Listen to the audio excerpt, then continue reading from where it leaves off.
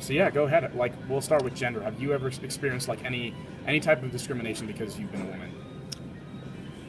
Yes. You have. Yes. I I'm, I have my master's in degree in public health, Uh huh. and I am constantly. Um, I've been discriminated because of my education, and usually women do hit a glass ceiling, so that you're financially discriminated Yeah. compared to men in this country, and usually your pay is like my pay is compared to maybe a high school student or a male high school student in this country, Okay. So high school grad. so definite like because you're a woman, like your pay is much different than if a man was to have the same position and the same degree you were to have, they would get paid more and financially be looked higher in society than. Right, Mhm. right. Um, yes, absolutely. Yeah. Have you ever experienced any other like in other than work any discrimination because you've been a woman? Good question.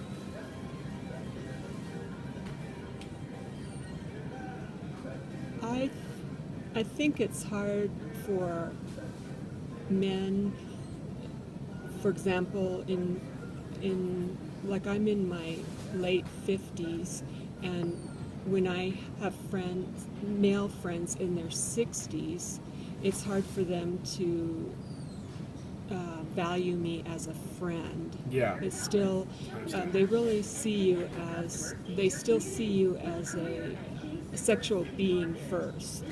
And that's hard for them to understand, especially from different cultures. Yeah. Although men from America may see you equally, or they can be a friend with you. A lot of different cultures can't. And I find that really interesting. Yeah, yeah. So, it like when somebody looks at you, like a man looks at you first, they don't think of like being friends first. They think of like being in maybe like a relationship with you than just being like friends. Right. And unless I meet them through a common, excuse me, a common activity, like I have a senior hiking group that I participate in, Yeah. and so they would, and they're mostly Americans, male and female, so they would see me more as a friend. Yeah. But like I hike or I walk each day in Cherry Creek Park, and I meet men that are maybe within 5 to 10 years older than I am in the Yeah. park, and of different areas of the world. And they would say, they first look at my legs or body parts, you know. Yeah. And after they get to know me, they've told me that, and it just really You're just surprises kind of me. like, oh. Yeah, yeah. But and when I've talked to them as friends, maybe from 6 to months to a year later, they surprisingly enough, they've never had a friend as a female in their life. Huh. That's interesting. That's really interesting. Because another one of those divisions we're talking about is like culture and race. So that's interesting too. So kind of shifting gears to age. So you're kind of I'm more of like in the dominant group of like being young, and society's kind of, American society at least, is kind of shifted towards like pleasing the youth than it is like people who are older than I am.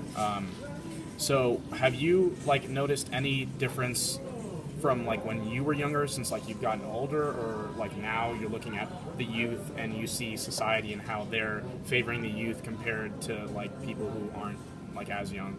Yeah, I noticed as I grew up, every like teenagers and then in your 20s, that is who the American culture caters to, and then as you age, like by the time you're in your 50s and your 60s, you're almost invisible to the culture Yeah. Huh. economically. Yeah, yeah. But you have more financial resources Oh yeah, to definitely. participate. Definitely. And so like, I mean, that's about it.